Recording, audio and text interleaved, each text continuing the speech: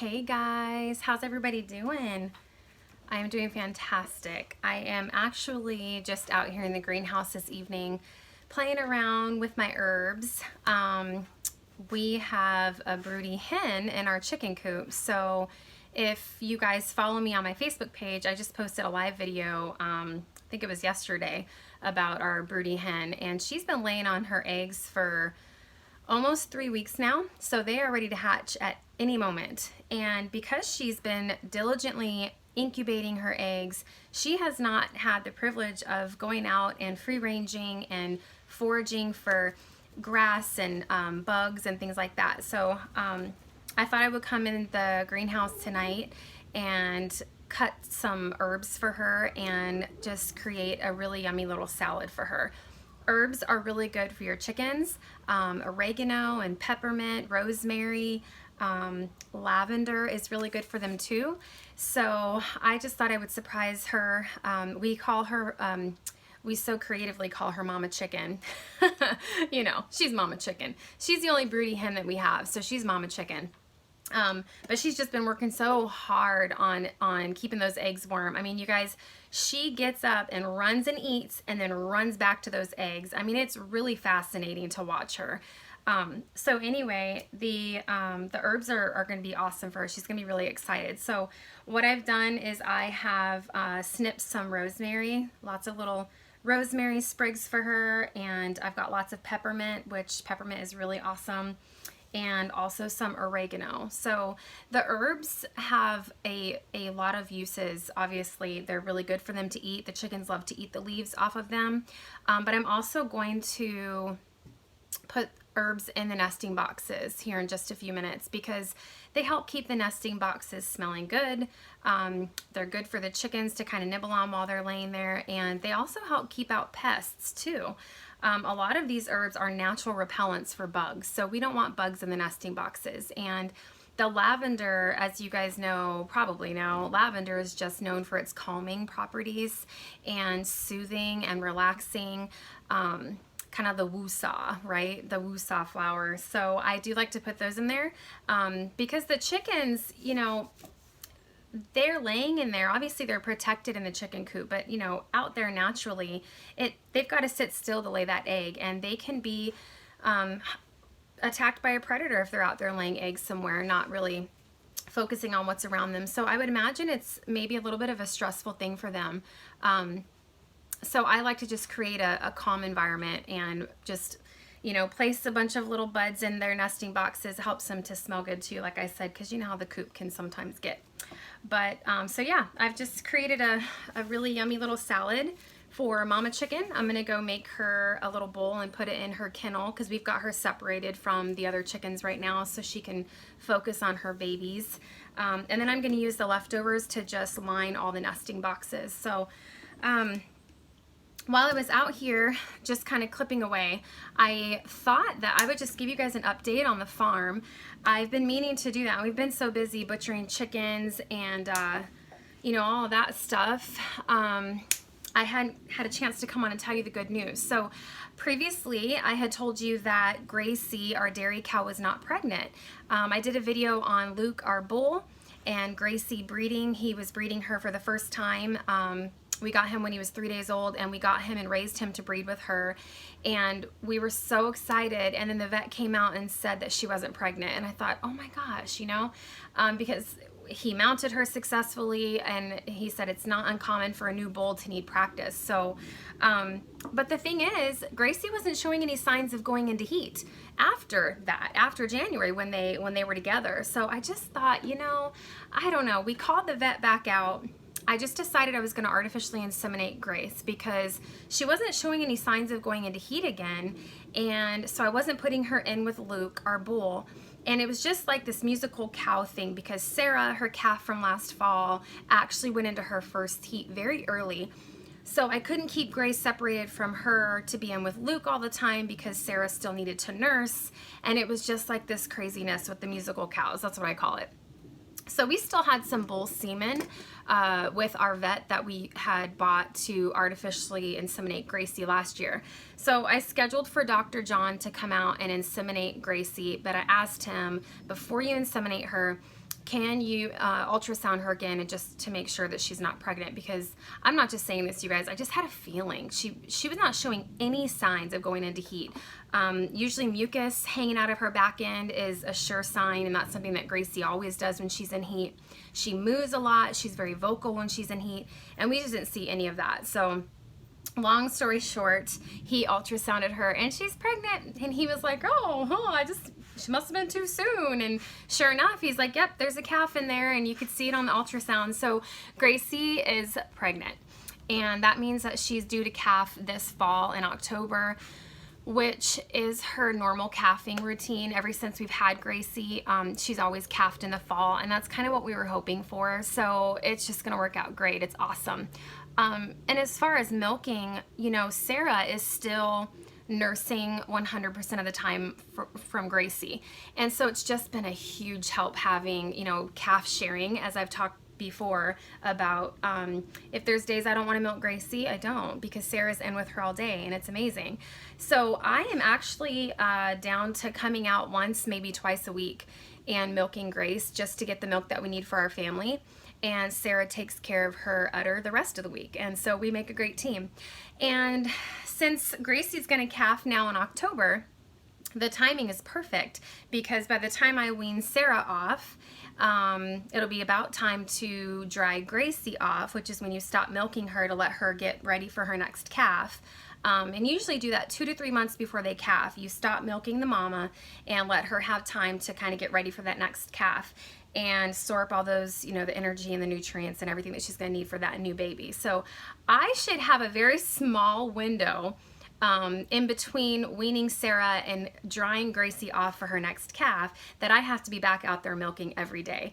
And I've just gotten spoiled. I really have, because I haven't had to milk her every day, and it's been amazing. Sarah does a great job. So she's been a huge help. So I'm very excited about that. That we didn't have to pay to inseminate Grace again, and she is indeed pregnant. So Lukey did good. He was successful. We didn't think he did it, but he did. What else is new on the farm? Oh, so kind of big news, actually. You know, I think I had mentioned before, Joe and I have been trying to decide what is more beneficial for our family. Time-wise, energy-wise, money-wise, is it more beneficial and cost-effective for us to have our own bull to breed with Gracie once a year, or just not have a bull on the farm and have the vet come out once a year to inseminate her? And when we have the vet come out to inseminate her, it's about $150, and then 30 days later it's about $90 for him to come out and ultrasound her to make sure that it was successful.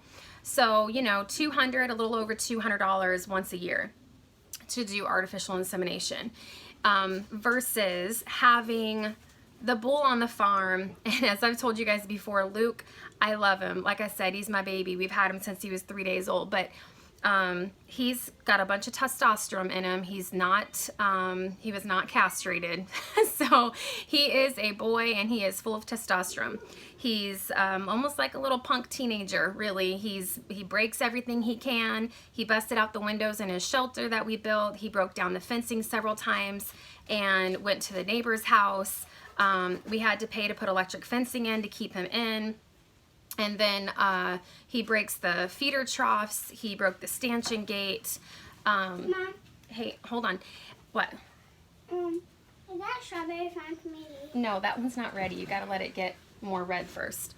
Nice. So anyway, we were talking about what was more beneficial for us, and we just decided that having Luke on the farm is just not really making sense for us. You know, we're a small farm, very small farm. We're not trying to pump out a bunch of calves every year. We don't have a milk share program. So we've made the decision to slaughter and butcher Luke. So we don't have our butcher freezer done yet. Joe has actually been working on a huge walk-in refrigerator type freezer where he can hang the meat and butcher it himself. We don't have that finished, so what we're gonna do is actually take him to a local butcher, and we're gonna pay to have him taken care of. So Tuesday, here in a couple days, we're gonna be loading Luke up in the livestock trailer and taking him down to get him processed. So it's definitely, I'm reluctant and I'm sad, but at the same time, I believe it's the right decision for us, and I am really excited about all of the fresh meat that we're going to have in our freezer. You know, we have been raising and taking care of cows for 2 years, just over 2 years actually, and we have not yet harvested any beef. We've had pork and lots of chicken, but we haven't had the privilege of harvesting any of our beef yet. So I'm really excited. Like that bowl is going to just be a huge amount of meat for our family.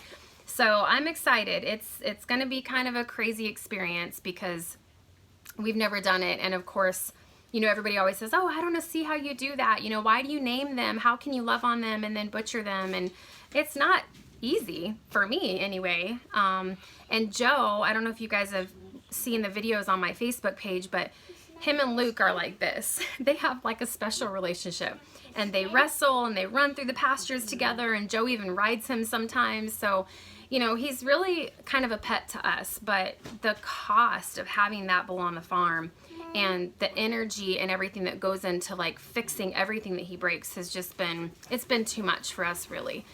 And he's dangerous. He can be dangerous. You know, we have to be careful. You can't turn your back when you're in there. Now, he's not aggressive in any way.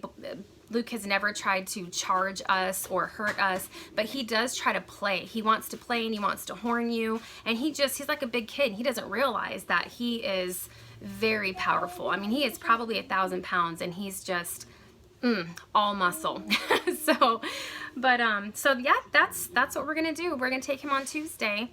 And yeah, so what else do we got going on? The ducklings are growing quickly. We just incubated a batch of ducklings for our first time, and we had a good hatch rate. We ended up with 8 ducklings, and we sold a couple, and we've got a few left. So we'll probably keep them here on the farm if they don't sell. I'm totally okay with that. I love the ducks. So we don't really eat the eggs. We sell them. I really just have the ducks because I like to watch them in the little pond, and they're really cute. So we just have them because we love them. But other than that, that's pretty much it here on the farm. So I was just coming to pick some herbs for the chickens and go put them in the chicken coop and kind of give you guys an update on everything. So if you want, we can walk over really quick and I'll show you guys Lucas, and show you how big he is and everything.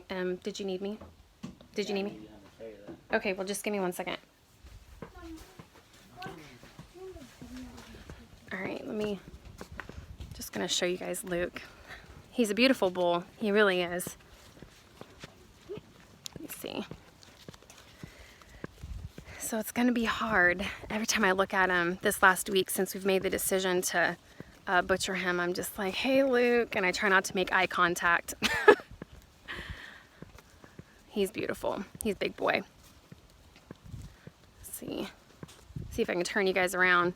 I'm doing a live video on my YouTube channel, so it's a little bit different. I hope the quality's okay. Sometimes I like to just pop on and do live videos so that I don't have to edit and do all that stuff. So let me turn you around, and we've got the neighbor's property in back of us is behind the cow pasture, so you got a nice picture of all the vehicles that they have. So there's our Lukey.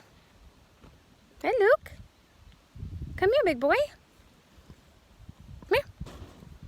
Oh, what are you doing, buddy? What are you doing? Yeah. Oh, don't touch the gate. Yeah, those dang flies. But look how big he is. He's so muscular and just massive. Don't take my hand. He's giving kisses. Yeah. He's never been in a livestock trailer, so we practiced with him today. We put some alfalfa and some grain in there, and he got halfway in it all by himself, so we'll see how this goes on Tuesday. But